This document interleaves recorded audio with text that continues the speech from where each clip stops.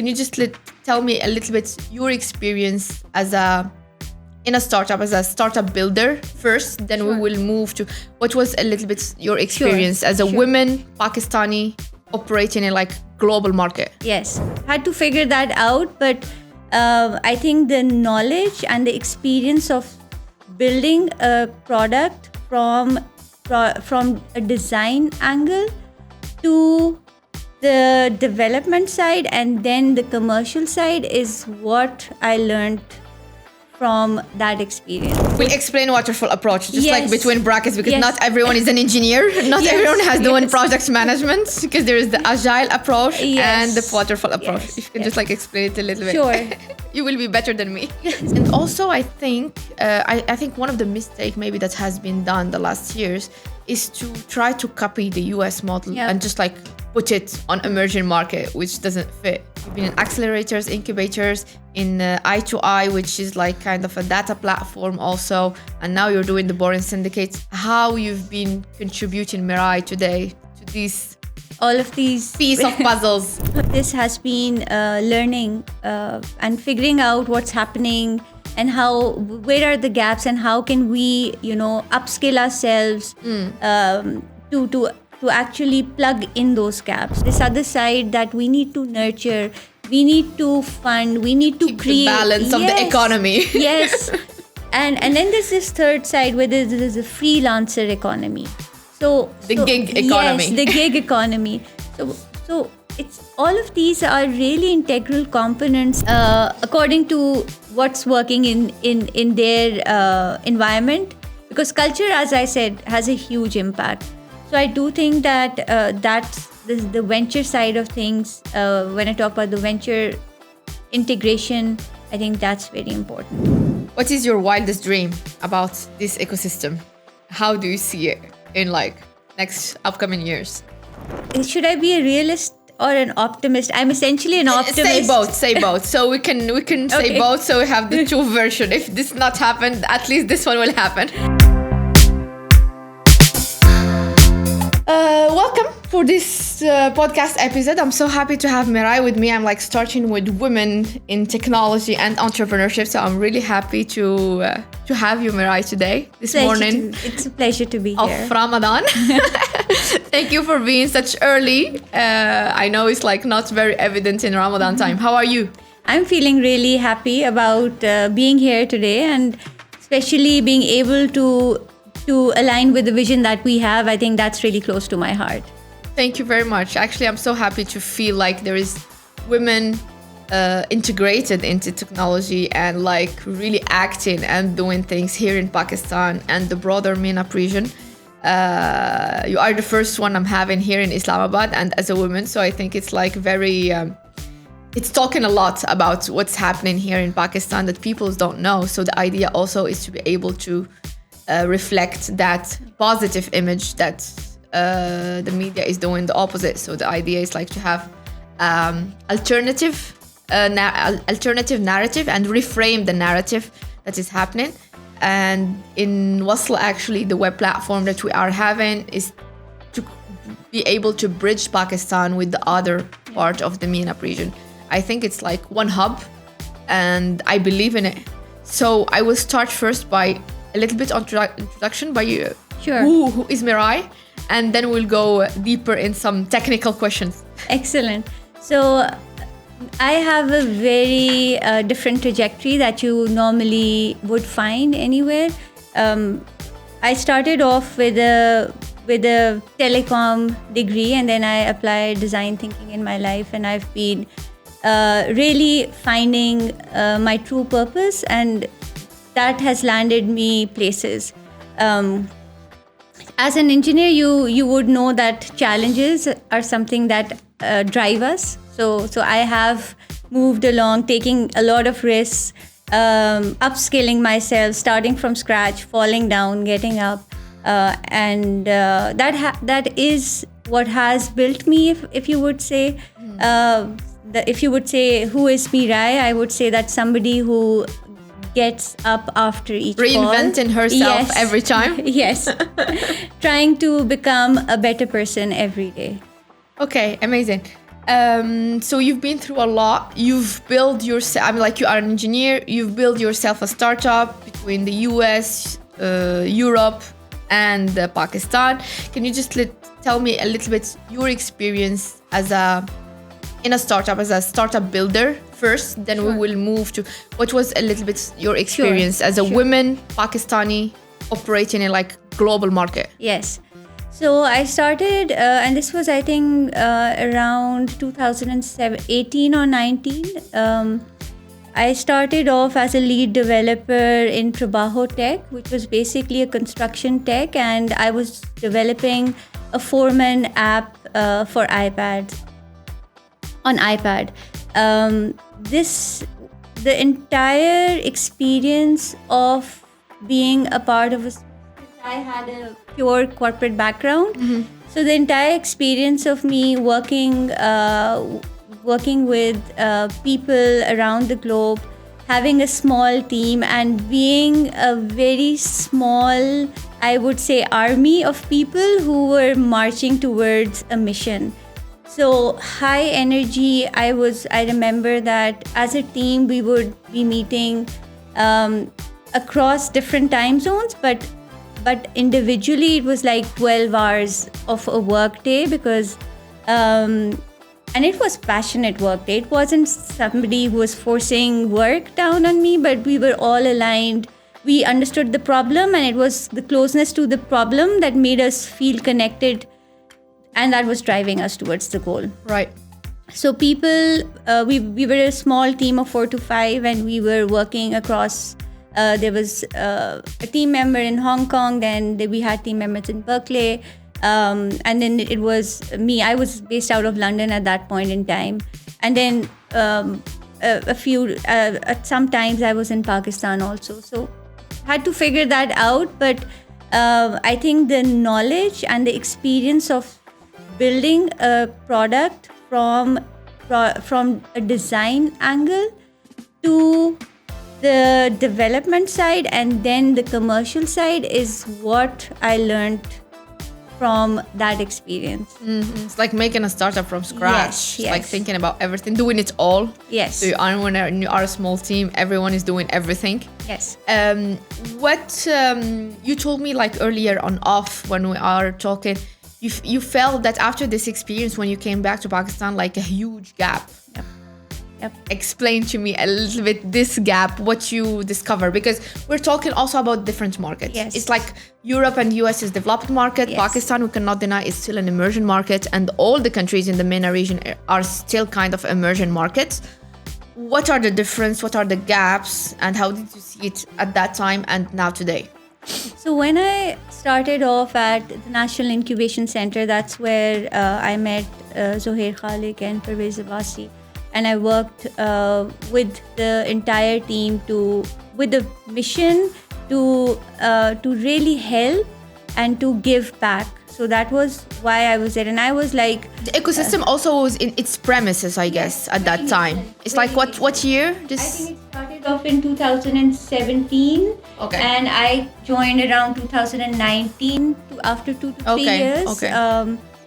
That's where I was at that point in time, and when I came after that experience, when I joined the NIC, I saw that a lot of students or the youth, I would say, they had graduated from university and they were building products, but what they were doing was that they were stuck back in the era of a waterfall approach, where the entire product design process is not there. So we'll explain waterfall approach, just yes. like between brackets, because yes. not everyone is an engineer. Not yes. everyone has yes. done project management, because there is the agile approach yes. and the waterfall approach. Yes. If you can just like explain it a little bit. Sure.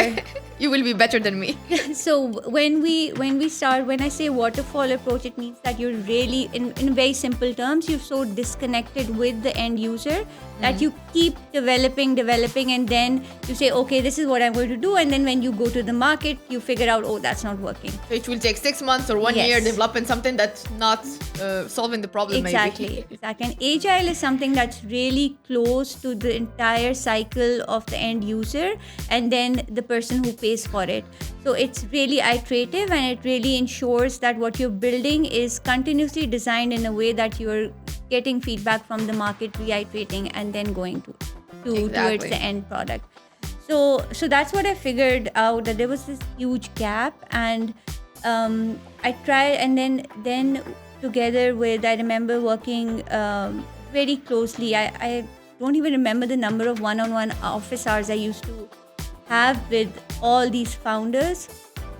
And so we integrated a product design entire phase where you start off with an idea and then you design it through a methodology, just to make sure I'm not getting too technical. And that's after that how you link that phase to the development part. Of course. So that's what I felt really started to work. I could see that the entrepreneurs also felt that it was a missing link. And since they didn't have that exposure of, what's working, what's not working, and a few of the companies who actually I worked with, not going to name them, but they're now doing really good. Now they're raising rounds, and they remember they started with just an idea, and we were at this one instant, I remember that I was on the road and we'd be scheduling. I was scheduling a call with an entrepreneur based out of UK, and what I essentially also put together was the fact that small teams, whether they're in the US, whether they're in the UK, whether they're anywhere in the world, they need hand-holding. They need that guidance, because not everybody comes from a particular background. Somebody might be, to become an entrepreneur, you might just come off from corporate, you might come off from from university. So it's a mixed bag everywhere. And as an ecosystem support partner, I would suggest that I would say that person needs to ensure that they understand the founder first before they create that roadmap for them. It can't be a one size fit all. Exactly. So you think that there is like that technical gap? Is there other gap that you have seen? Because maybe it's the market also. It's a huge gap in an emerging market. I mean, like there is a market problem. Yes. So there. I would say that there are challenges at different stages. So we evaluate where the entrepreneurs are coming out from. So there's corporate, then there's university, then there can be people who just want to start something new or maybe move from the freelancing to setting up that business. So there are different trajectories, but what I see that there are gaps everywhere. In terms of building that pipeline from where it's coming. So the youth coming from the universities, how are the universities equipping them to build those final year projects to ensure that they're commercially viable? What's the thought process? So that link with the industry, where the academia links with the industry, although these are big buzzwords that we say, weak industry academia linkages, but it's constructing and operationalizing what that weak link means. How can you take research and then convert it through user feedback into a product? Right. So where do you start off with? How do you think is what differs, and that mindset is something that needs to start very early. So I've seen a lot of students or youth coming from university, but not knowing that they have to start with the problem, and what does that mean when they start with the problem. So that's just one part of it, and it's the pipeline part. But then when you look at the organizations who are supporting the entrepreneurs, they're also nascent, so they're also learning. I've built myself. I've learned a lot as an entrepreneur person who's supporting the ecosystem also, being on the other side of the entire landscape. Exactly. So it's a learning process on both sides. It has been a lot of improvement, and people, and as long as we have that mindset of creating the puzzle in a way that it fits or is aligned in a way that the outcomes are being achieved, I think it's going to be slow. It's going to take some time, but definitely. yes, Definitely. But it's especially in emerging market, because as we've just like earlier, I believe that it's insight-based ecosystem, not data-based ecosystem like Europe and US, who built their data the last 40, 50 years with a lot of failures, as you said.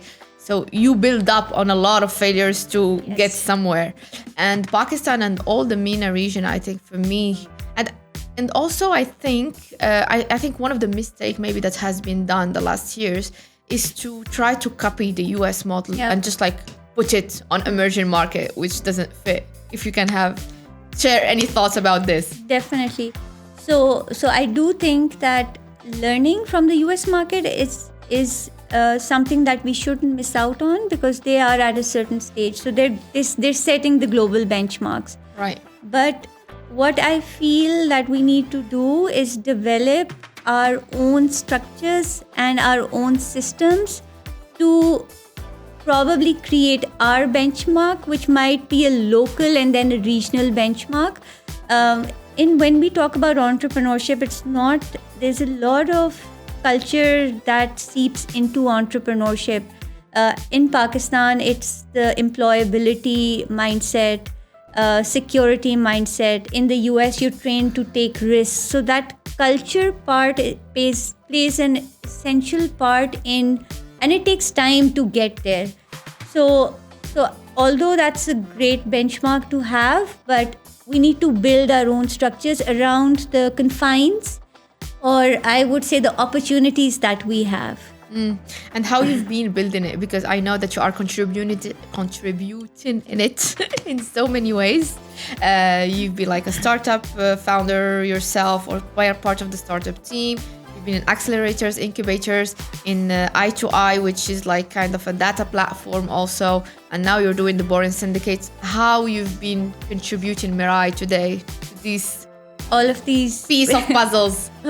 So when I was at NIC, and a lot of this has been learning and figuring out what's happening and where are the gaps and how can we, upskill ourselves to actually plug in those gaps. So having an experience and hands-on experience of working in an incubator, then in an accelerator, which is I2I, and then also being a part of different programs that were run by World Bank, gave us a lot of insight in where we are as an ecosystem and where we want to move. So I think that's really, really critical. And now where we are as an ecosystem here in Pakistan today. As an ecosystem, we've come a long way, but we also need to keep in mind that if we are here, there are also a lot of macros that are impacting us, and we can't go beyond the global landscape, right? So if post-COVID, we saw what's happening around the world, the funding drying up and where funding was going.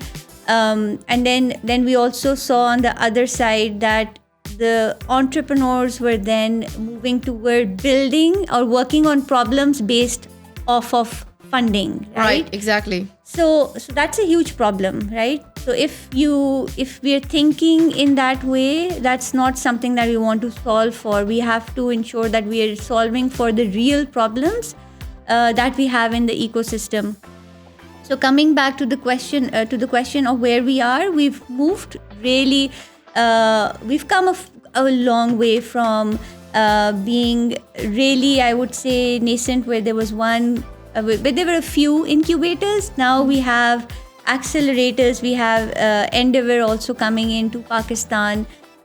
We see a lot of global investors taking interest in Pakistan.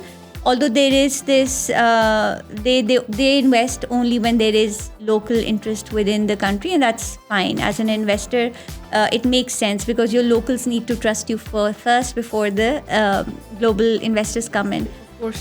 From the ventures, I would say we've actually, as an ecosystem, have come a long way, but there is a lot of room where we can grow, a lot of opportunities. So I would say that early stage startups have a huge funding gap, and that would say for us to actually push them out. When I was at I2I, we initiated an angel community that would really help drive and give access to those funds that are not available, because most of the funding at that point in time and currently also is going to ventures that have been invested earlier as well. That means Series A and beyond. So that funding gap which exists, we call now, it the dead valley. Yes, the dead valley. So this, at this point in time, this is a huge problem that needs to be solved, and I think that as an ecosystem enabler, we're working towards that. There's also a Pakistan Startup Fund that's being initiated. A lot of initiatives are there, but it will always be about execution. And in terms of execution, talking about it, you said that the university are doing their part. What will be the other actors that maybe has to do their part to educate and mature the founders and the entrepreneurs that will execute in a better way? So the universities have now, a lot of universities around Pakistan, they have business incubation centers, and they have offices of research and commercialization. So which is technically Oryx, and then from Oryx, the research then goes into commercialization, which is the business incubation centers, and those are the technical names used here in Pakistan. So keeping that, knowing that this ecosystem has just been set into motion, I would say that how we continue to ensure that there is longevity in and sustainability in those structures, I think that's something that needs to be driven at the university level. I do feel right now I'm working with the Boring Syndicate, which is a venture studio. Venture studios bring a very different angle as compared to when you're working with incubators and accelerators. So incubators and accelerators are support organizations that support entrepreneurs. Venture studios have skin in the game. They are the operations. They fund and support. Yes. So they ensure that the operations are set in a way that you're able to ensure that right support is given to those entrepreneurs. So now that I have a very different lens because of these experiences, I do feel that having more of such support and more funding into this model really would thrive the ecosystem, because it will help then drive sustainability also, which is something that this ecosystem has not reached to a point because it's heavily funded. And that's also something which is crucial to make sure that we start it, but then how do we ensure that the ecosystem is at that point where we're able to sustain these incubators, these accelerators. Right. Can you explain a little bit what are you doing in the Boring Syndicate so people, like the first-time entrepreneurs, wannabe entrepreneurs, understand how it's working? There's different model also of startup studios. Yes. I know one of the biggest in France, because I've been in the French ecosystem, tech ecosystem. It's e-founders. Okay. So they are having a list of problems that they think the world will need solution for in terms of technology, and then they will go and recruit the founders that will solve these problems. And they have already the market, and they will offer all the resources, technical, financial, resources to build up this product and build up on this idea? Okay. What's your model? So at the Boring Syndicate, we invest in tech. I love the name, by the way. What is the story behind it? The Boring Syndicate. So it's. I would let Taha tell you about the story on another day, Okay. but he's the founder, so he knows his story. But I actually like it because it's disruptive and it's saying a lot about the approach also. It's like, stop doing things like everyone is doing it. I like that way. When he pitched it to me, it was like, I found what we're doing really boring, so that's why I called it. But I love But your we have to do it. Yes.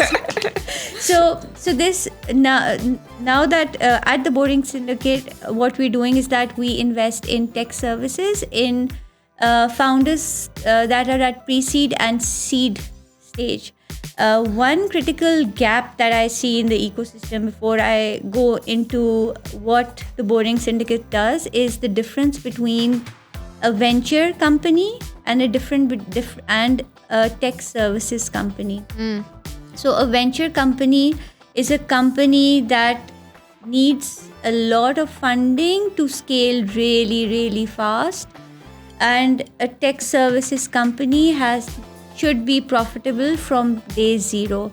So at the Boring Syndicate, I'm leading the platform function, which is responsible for the growth of the portfolio companies. Right. And what we do is that we come as their co-founder, and that we help them with operational infrastructure that then the founder can focus on getting sales and driving that part of the ship.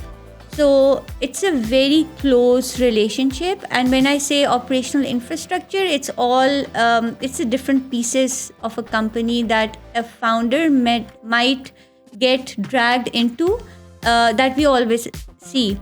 So for us is we're supporting founders in the 0 to 1 journey, which is taking them from zero to an annual revenue of $1 million. And when we say that, that's huge, because what does that mean for Pakistan?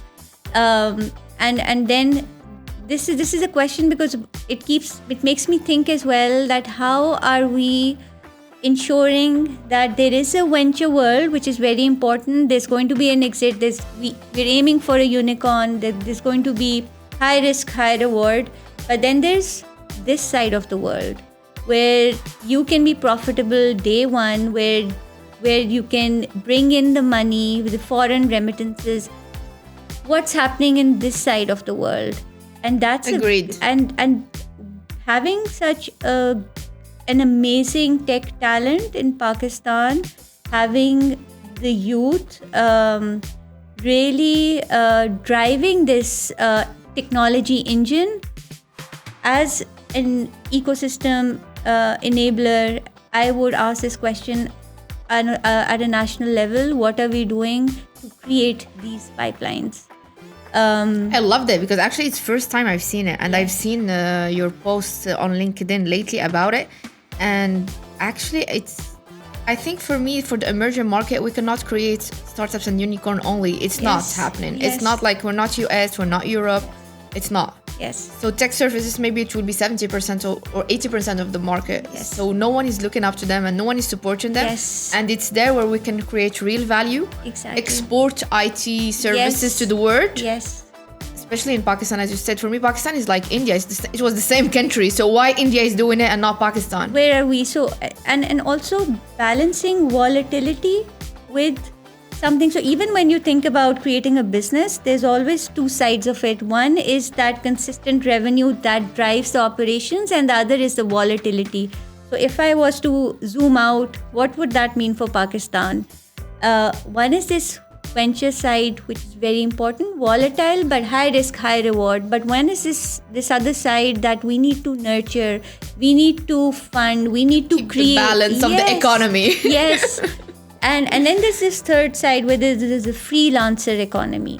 So The gig economy. Yes, the gig economy. So it's all of these are really integral components, and how do we plug them in a way that we're driving the national ecosystem in a way that it's, even as enablers, we're able to distinguish what's required here in A, in B, in C. I would love to have a little bit a deep dive, as you are doing a very interesting job in supporting these ventures. So how will you venture companies like a startup? So how do you support it? And then we'll move to how we support the tech services. Maybe it's like two different models and two different way of being supported. And you're developing this knowledge to make them grow fast and go as fast as possible. Yes. So we at the Boring Syndicate do not invest in venture companies. Okay. So the Boring Syndicate is focused. So you're doing the boring things, really? Yeah. Okay, the tech services. The tech services. Got it. So that at the Boring Syndicate, we're basically helping those founders coming in as a co-founder, taking in the ops, helping the CEO then drive sales. But they will come with an idea already, or you have already a bunch of ideas that you think that the global market is in need of, and we can just like launch. How it starts? So there two. We actually invest in pre-seed, and then we also invest in seed. Okay. And that would mean post-revenue. So and a lot of this is based on our research.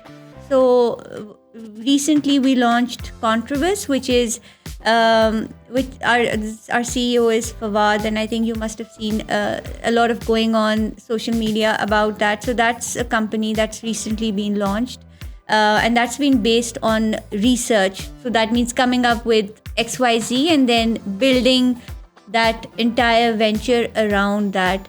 Selecting those founders very carefully, and those CEOs who are going to drive those companies. So these are like pre-revenue companies based off a problem that we see, and then they drive growth towards. I think I don't know, for Morocco, for example, there is a flow of coming back. I don't know if it's happening here in Pakistan or no. It was happening. I'm wondering. It happened here at one point in time, a few years back, but it's not happening anymore. There's a lot of brain drain. At TBS, we're focused on Pakistani founders. So founders would even if they're abroad, we do have a lot of portfolio companies who are founders who are based out of the US. Then we have a founder in Canada, UK. So different markets, but Pakistani founders. Yeah. Okay. And what do you think are the biggest barriers today for the Pakistani market? I mean, like Pakistani ecosystem. If there's like one thing we can change, what would it be?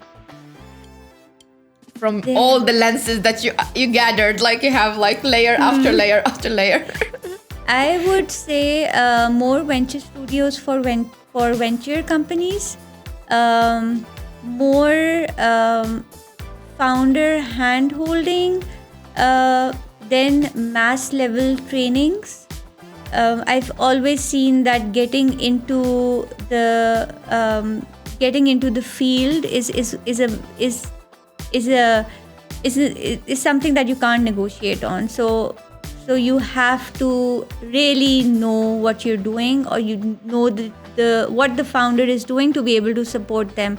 It can't be an entire classroom of training, right? Yes, there's going to be education, but what you're building has to be one-on-one, will be custom approach. So I've seen that a lot of programs, and I know that we've been talking a lot about this. I've been talking a lot about this earlier as well, that programs need to be targeted, programs need to be more hands-on, but at the same time, if I was to say, we're building that programmatic approach in which we're enabling these entrepreneurs. At the same time, how are we building the support organizations to be able to understand these differences and being able to identify which pipeline to build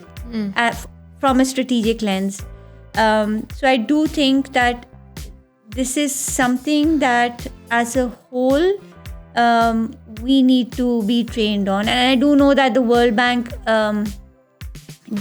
had a couple of trainings for entrepreneur support organizations a while back. I do think more of those really are needed to ensure that the people who are training the entrepreneurs are also upskilling themselves according to what's happening, because the world, as we know, is moving really so fast. With AI now, it's crazy. Yes, so every field is being impacted. So that systemizing that change within this ecosystem, I think, is very, very important. Amazing. And I was having a question that just like pop up in my mind. What do you think that Pakistan can play as a role in the MENA region? Because I know that you are a little bit aware of what's happening around. Yes. There is a lot of things happening in the Middle East, which is just next door. They are injecting a lot of money. They are really building the kind of Silicon Valley of the of this Oriental world. Yep. How Pakistan can maybe play an amazing role in maybe with its talent and with huge base of maybe consumers and users, how it can play that role to be part of this revolution in this hub. So from what I've seen and what I've experienced of working with the entrepreneurs, what I see is we need to play on our strengths. And when I say what that means is, we know what Pakistan is really good at, and we need to if we upskill ourselves on our skills and then on the strengths, building on the strengths. And then use that as something that we can plug in to the other ecosystem. I think that's the basis of what it should be. We know that Pakistan has a huge youth that and also they're really good in technology. So we're actually a lot of engineers are coming out of the universities. So how do we ensure that talent is then can export services? I've seen that play out also at the Boring Syndicate, where our founders have pitched to a lot of projects in the MENAP region, and that gap, I think, needs to be reduced. So I think that's one part of it. The other part of it, from a venture lens, I do feel that some of the companies who are solving problems over here, a lot of the problems are the same, and those problems can be replicated in a way that's customized to another region, right? According to what's working in their environment, because culture, as I said, has a huge impact. So I do think that that's the venture side of things. When I talk about the venture integration, I think that's very important. And I think working together closely and building together, I think that's more of that. It can be through exchange programs. It can be through understanding, first of all, what those strengths are for each ecosystem, and then bridging those gaps. Exactly. Actually, because even like we think, as you said, like it's same hub. Yes. The problem that are happening, for example, here in Pakistan, are happening in Egypt in a different way, but the same are happening, for example, underbanked population. And so I've been to Egypt last time. They have that gig economy. They are trying also I met the country manager of Plug and Play there, Karima, and she was doing an amazing job on like also making entrepreneurship going regional instead of just like focusing on Cairo, and here maybe it's just like focusing a little bit between Islamabad, Lahore, Karachi also is a big hub. So it's like it's more scattered here, but maybe it has to go to Faisalabad and other cities on Pakistan, and having this regional distribution to really and I think also technical skills are maybe good, but I feel what Pakistan also is missing is that soft skills, that leadership, it's that management, it's that how you gonna push your team to go further, more, how they will go that extra mile, how they do that 5 or 10%. For me here in Pakistan, that's from 3 months living in Pakistan, I had that 5 or 10% that is not done every time. You're in a restaurant, you're in a place. Why this 5% was not done? There is no that striving for excellence. Yes. And I think for entrepreneurship, you don't have a choice but to be excellent. And yet you will fail, but you have to strive for that excellence. I have seen it at a lot of levels. I would say, and it needs to be a value. And when I say value, it again goes back to the culture. So I do think that striving for excellence is something that's really core. One thing that I think that also needs to be built upon besides this soft skills is the fact that understanding when you're so you can be a really good person when you're really amazing at your at building, right? So amazing technical knowledge, but then you might lack on your sales side and how you maybe how you're selling in different markets and how that changes. So being aware of that, I think, is very, very important, because even that has a cultural element and how you're selling it. It's different in the Saudi market. It's different in the MENA region. It's different here in Pakistan. So having, as a founder, the maturity to understand what it takes to then sell from a business perspective, whether you're... And understand global markets also. I think it's a big challenge. Yes. And you can't do it sitting here. You have to be plugged in. You have to be there. You have to have the network to drive you towards that success. So I do think that, as always, I love to operationalize every strategy that I'm speaking of, but a lot of things. But I think focusing on what matters the most and then putting that into execution. What is your wildest dream about this ecosystem? How do you see it in next upcoming years? I do think that there's going to be... Should I be a realist or an optimist? I'm essentially an optimist. Say both. So we can say both. So we have the two versions. If this not happened, at least this one will happen. So I do think that there's going to be one of the biggest gaps is realistically access to pre-seed level funding. I think a lot of players, we will have players coming in and making that happen. So realistically, I think that biggest gap of pre-seed level funding is something that's very important, because even to build properly, you need money for ops, right? Of course. So I think that's something that I realistically, the biggest gap that I see in the future in a few years. We have an amount or no? How much gap? No. How big is this gap? Because I've heard in the MENA region we have $55 billion gap or something like this. This is huge. I don't remember the number at this point in time, but it is a gap that I see is one of the biggest that connects the entire venture space from them starting and then maybe even going to that first round. So that barrier needs to be reduced, which is the biggest hiccup at this point in time.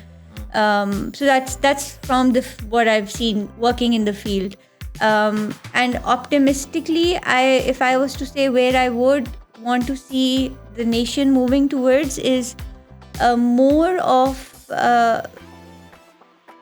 course, an AI-driven approach into. I think the world is moving really, really fast. We need to change our way of work at each granular level. And what I see I see that if we are able to take AI and build on that infrastructure that we require. AI requires a lot of funding, to be honest. Right.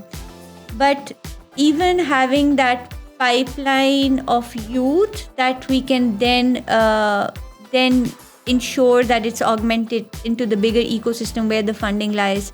I think that's a really futuristic approach. If and which I foresee the world moving towards and us lacking behind. And optimistically, I do have my hopes. I know that there's a lot of talent, and I do know that people are working really with the purest of their intentions to get there. So there's going to be. I'm very optimistic as always. I do think that if we do it in a focused approach rather than a scattered approach, I think that would really ease things. And every actor and contributor bring his piece to the ecosystem. It's like, I think it's a whole. As you said, like for me, the corporates has to play their role, the government has to play their role, ecosystem enablers, incubators, accelerators has to play their role. The media, I think, has to play their role. I think there's not enough media in this technology. That's why I'm also building this, to try to really create that first layer of knowledge and also export what's happening in Pakistan to the other part of the MENA region. People don't know what's happening in Pakistan. Maybe there is some amazing stuff, and we just like hear some stories here and there. Like Abhi, now they are going to the UAE, and there is some startups from there and here and there. But I think we can also nurture this narrative and make it like thrive and be visible. Be visible. I think that's very, very, very important. Especially, we know that there's a global direction of funding, and when we see that, it's also important to understand that. So as I said earlier, this climate, this AI, we know the world is moving towards it. So my question would be, for us as an ecosystem, we can't stay there. We can't stay here and just talk about the same problems again and again and again. Yes. So how do we the question is, and I can leave you with that how is it that we rebuild ourselves from where we are today to looking into the future and what we want to see it, probably how we want to see it showcase coming itself. up or manifesting. Yes, in 5 years' time. Open question. So we're going to explore it with other guests probably. Thank you very much, Merai, for being here this morning, for sharing your valuable insights. And I hope that it will resonate with people and make them move and create many, many ventures that will contribute and help the ecosystem to grow and to thrive. Thank you very much for your time. Thank you so much, Sar. It was a pleasure being here. Thank you. Thank you.